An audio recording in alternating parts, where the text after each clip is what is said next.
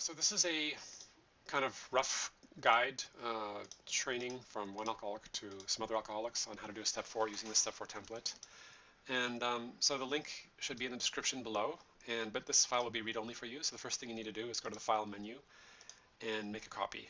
And then you can be like, rename it uh, Bill's copy and replace Bill with your name. And yes, and now this can be your working file that no one else can see except for you. Well, actually, let's explicitly do that. You're going to want to say restricted. Okay, so only you have access to your step 4. Nobody else has access to your step 4. Another thing you can do is print it and just do it on paper in black and white, analog style if you're more comfortable with that. One advantage to this, I've done these over Zoom, and then I've also done them in person where for my step 5 I've printed out kind of 2 copies each, one for me and one for the sponsor, and then we both have copies to kind of look at when we're doing this. But okay, so this is just a little tutorial on how to use this step 4 manual. So basically it breaks it up into 3 areas: resentment, harm, and fears. And I'm just going to kind of go through the sample step 4 that we have in the big book and kind of fill it out according to that to kind of get an idea of how to use it. Okay.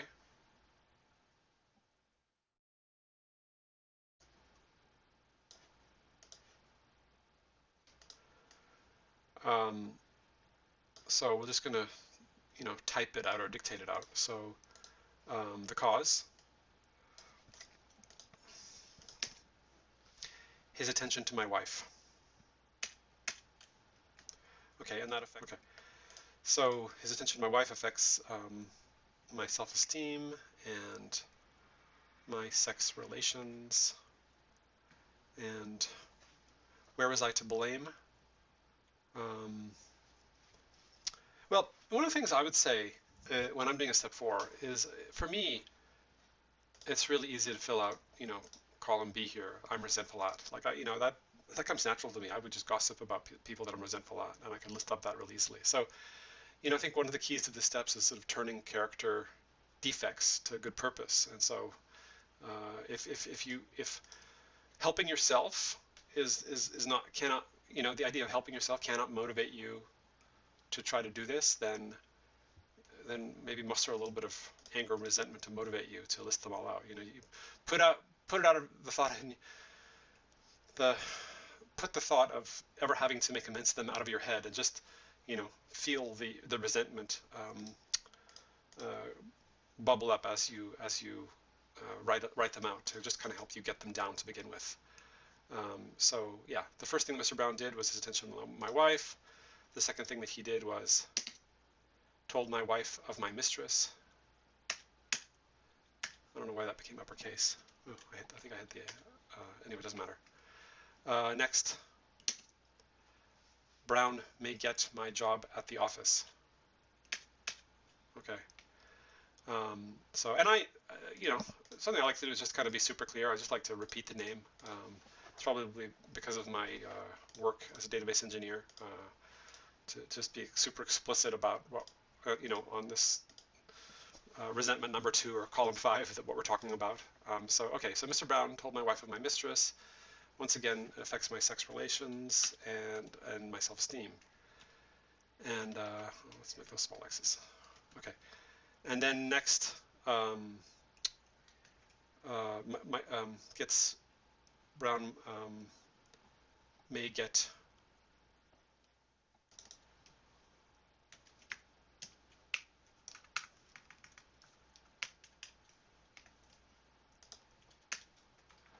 affects my pocketbook. It's interesting to notice over here on the on the how it works side, it kind of says here security. And the truth of the matter is that I think that you could, these instincts that you're threatening, they can probably be boiled down into I don't know, security, sex, and relationships. But anyway, it's also, I think, fine to just use it according to these categorizations here. I think the main point of this is to realize that you are being triggered. That it's not just about what they did, but there was some insecurity inside you that triggered that, and that is sort of how to kind of get to the root cause of um, you know the disturbance, and figure out um, what right actions can be taken for this issue. So okay, so yeah, um, my job being threatened. I mean, I would say, I mean, yeah, it affects. I mean, all of them pretty much will affect the self-esteem, and uh, but yeah, this one also impress. Is this ambitions? Ambitious, yeah. I mean, I probably should be ambitions, but yeah, that definitely affects my ambitions. I would even say it affects my pride.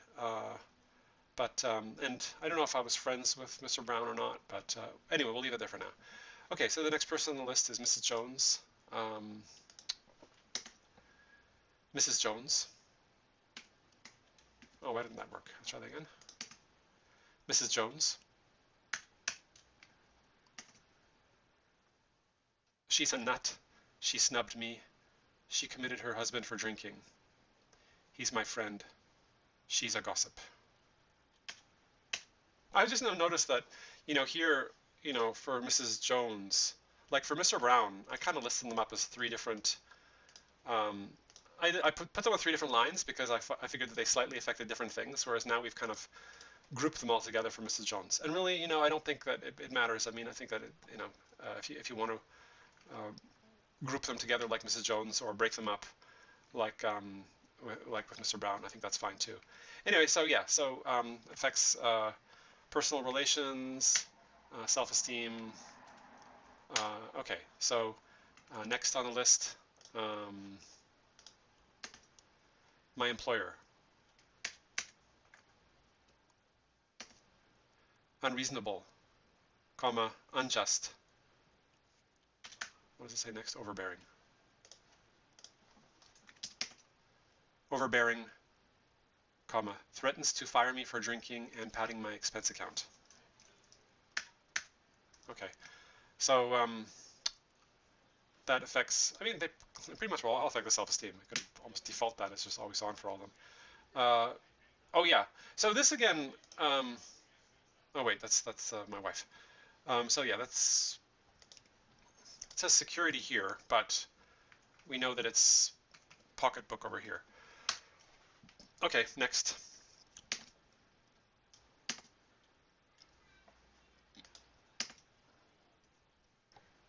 My wife.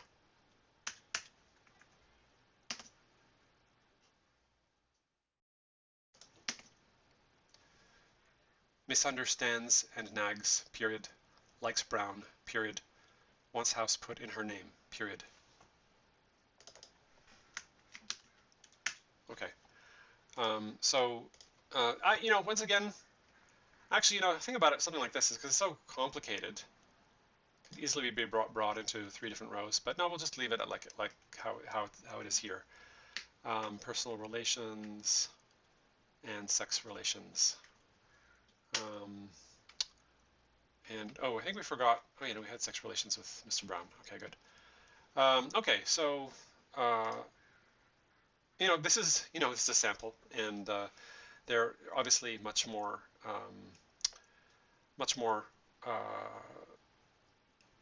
detailed than this. The next thing is where was I to blame? So let's just kind of see what the big book says here.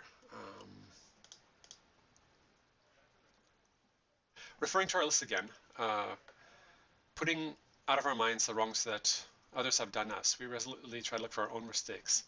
Where had we been selfish, dishonest, self-seeking, frightened? Where were we to blame? The inventory is ours, not the other person's. When we saw our faults and listed them, we placed them in black and white, admitted wrongs. Okay, so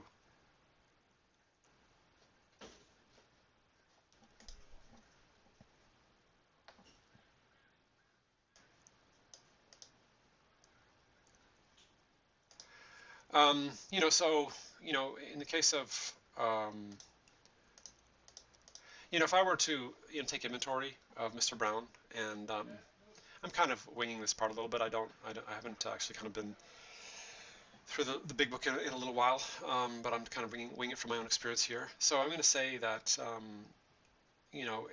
there's not a lot of information of what really went wrong with Mr. Brown, but if I kind of imagine the kind of things that might have happened, I could say that certainly being frightened of Brown could be something where I'm kind of almost sort of manifesting you know some of my problems.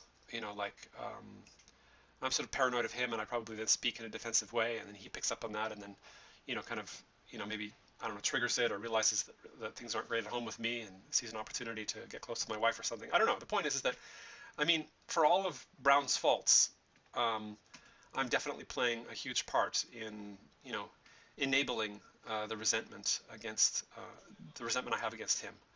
Okay, so, this whole told was just about my wife. Well, I mean, obviously, in that case, I was selfish because I did, cheat on my spouse, and then. And I mean, it's a whole bunch of things, pretty much well every way that I could be wrong, I was wrong. Obviously, I was dishonest. Otherwise, it wouldn't have been a shock to my wife when Brown told her.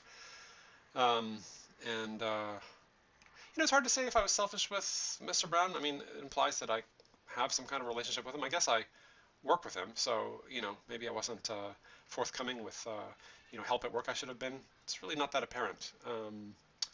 All I can say for sure is I'm definitely afraid of Brown, and so my wrong there would have been not thinking of how I can help him, maybe thank him for changing my wife's flat tire that time that he happened to be in the neighborhood, like being um, approaching the situation, giving him the benefit of the doubt, not naive, but certainly by being honest, assertive, friendly, looking him in the eye, not being frightened. I could have done a better job at, if there was some issue with him, approaching my wife, that I could have, perhaps engaged her sooner and said, honey, what's going on with Brown? Is there something that we can do to, fix this? Or would you be happier with Brown? Have an honest, courageous conversation about it. So anyway, I'm going to say the nature of the wrong, failing to deal with him head on, both professionally and privately. I don't know, I guess, yeah, I'm not sailing, but failing. Okay. Next, I told my wife, well, I mean, where was that the nature of wrong? Cheating on my spouse. Putting myself in a position where my employers considered replacing me in the first place. Yeah. So yeah, that's, then, okay, Mrs. Jones, I mean, so, once again, obviously I'm selfish because I only care about, how my drinking buddy not being able to drink with me impacts me. I haven't really thought about their family issues, how it really, so just, selfish and inconsiderate, and so, the nature of my wrongs. Using her husband as a drinking buddy, rather than really thinking about the health and well-being of their family. Okay. Next, my employer, unreasonable, unjust, overbearing, threatens to fire me for drinking. This should be padding. Well, I mean, obviously, padding your expense account is dishonest, probably a fireable offense in most jurisdictions. Certainly selfish, self-seeking, all that kind of stuff. Oh, wait, I'm on the wrong line. I'm on the line about my wife, although probably that stuff can stay there too. Dishonest, selfish, self-seeking, frightened. I mean, really, it's all of those stuff. It's and the nature of my wrong. Embezzling money and time stealing,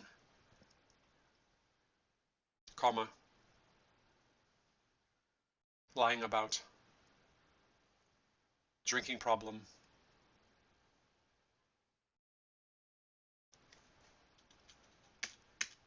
I'm gonna keep it there. It's this is all again a little bit in my imagination of the relation that this person is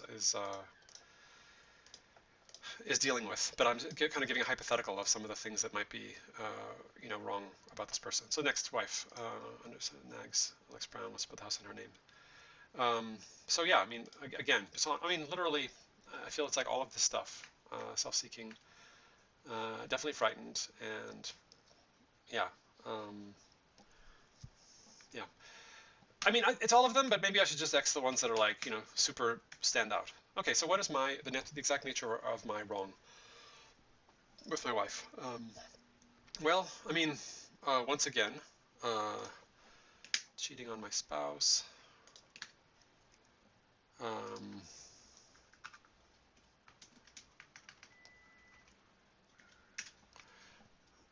and then the misunderstands and nags probably I'm going to say is definitely a case of failure to be communicative, not listening. So I'm going to say um, haven't made an effort to listen and communicate. I mean, it's possible to, like, when there's a contentious issue, find other times, like the next day, a walk in the park, without having to just deal with everything at the dining room table after, a couple drinks or whatever, going to sleep, that sometimes, it takes effort to sometimes communicate and think of the best time and place to raise certain topics. And definitely, this self-centered alcoholic here hasn't done that. Otherwise, he wouldn't have, caused all of the problems that he has here. Um, yeah. Uh,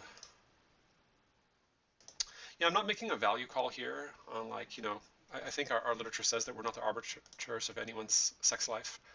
Um, it's like, uh, then we have the voices who cry for sex and more sex, who bewail the institution of marriage, and who think that most of the troubles of the race are traceable to sex causes. They think that if we do not have enough of it, they think that we do not have enough of it, or it's not the right kind. They see its significance everywhere. And so, yeah, there's definitely, some people who might be in polygamous type relationships that aim to, be selfless and considerate to all people present. I'm going to say that, I think that uh, probably 8 out of 10 people or whatever would see monogamy as the ideal relationship. And I think that what the big book here is just trying to do is saying that no matter what your ideal relationship is, that it has to be selfless, or at least, I don't know, saying selfless almost sounds like altruistic to me, which sounds like an ideal perfection. So I think that I would almost rather use the word helpful. It has to be, a mutually helpful relationship, a loving, helpful relationship. Obviously, there's still going to be selfishness involved, but it can't only be selfish, I guess, is the point I'm trying to make. And if selfishness is the primary, theme without, consideration, respect, um, listening, effort, then it's definitely going to breed resentment and probably ultimately fail. Anyway, so yeah, so this is kind of the resentment section of the inventory, and the next harms, and a lot of times that this is kind of, you can sort of list the same names again, or possibly different names. Like I mean, not, for instance, not everyone who you harm, you'll also necessarily have a resentment about. So perhaps you harmed your neighbor, and not that you have an active resentment about it, but you feel bad about that. So it's like my neighbor, and did hit and run on their car and broke their mirror.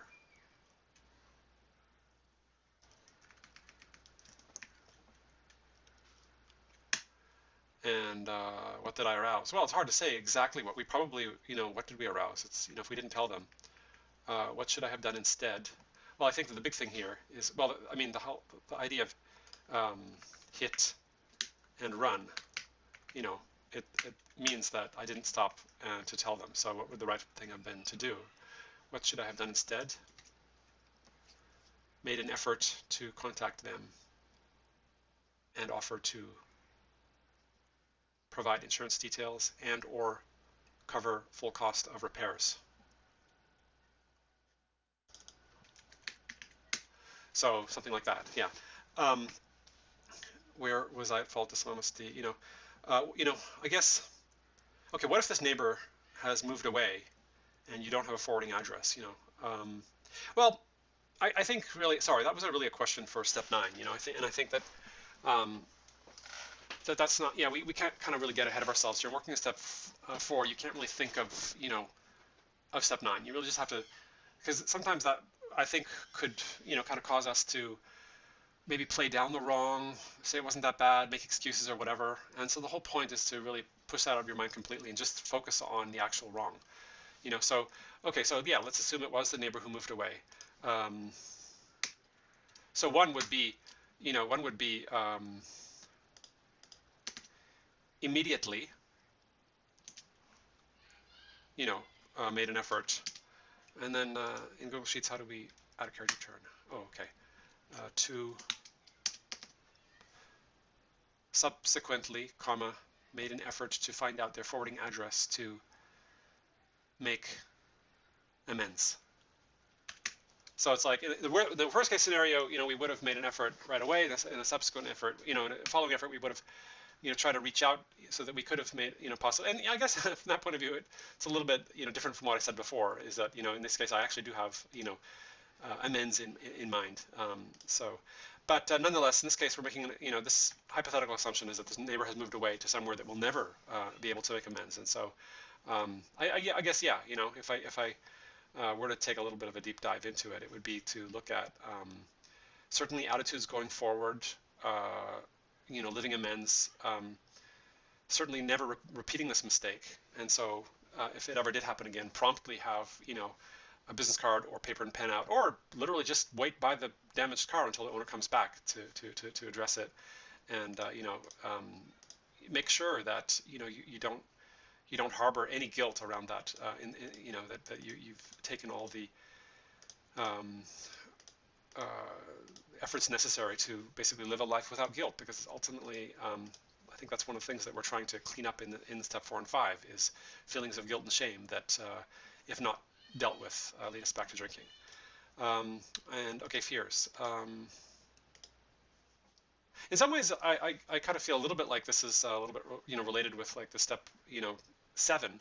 A lot of the step fears are sort of related with character defects. In step 7 we pray for the removal of character defects, but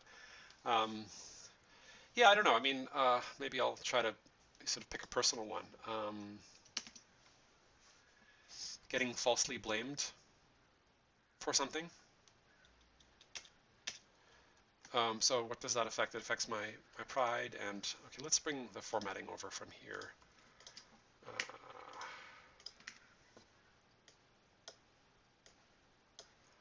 So emotional security, self-esteem, and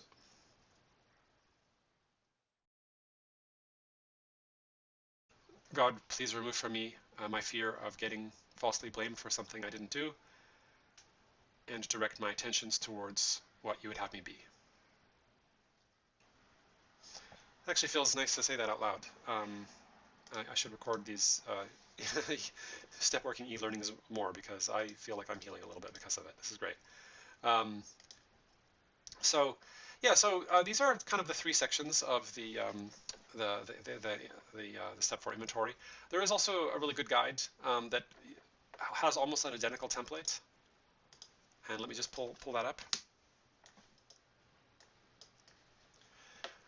Here, this guide here kind of goes more into detail with helpful hints, and it also has kind of like a checklist of character flaws and assets that you can kind of do a deep dive on them. And I mean, I think that it can be sort of interesting for even for the resentments. It's like a lot of times I think the first stab out of step 4 is the resentments that come to mind. But certainly, if you have a little bit extra time, why not literally, take a look at this list and be like, oh yeah, that's right. my girlfriend's best friend, did that thing to me that really gave me resentment, and I need to write about her, like whatever. Like, so this list of sort of possible people, possible institutions, and possible principles that you could have had issues with, to use them as sort of more I'm going to say inspiration for ideas for perhaps doing a more thorough step four is a great idea. But at the same time, I also think that the ones that occur first are probably tend to be the ones that you need to address first. On the flip side, like I've had these things happen where I remembered a specific institution, and then I'm like, oh yeah, no, I don't need to put that down. But the point is that is denial at work. Like you wouldn't A, have thought of it, and then B, try to deny it if it wasn't like something that needed to be on there. If it occurs to you, it needs to be on there. And I think that's the biggest acid test of what should go to step four. But anyway, so yeah, that's kind of my highlights on working step four, and I hope this is useful to someone.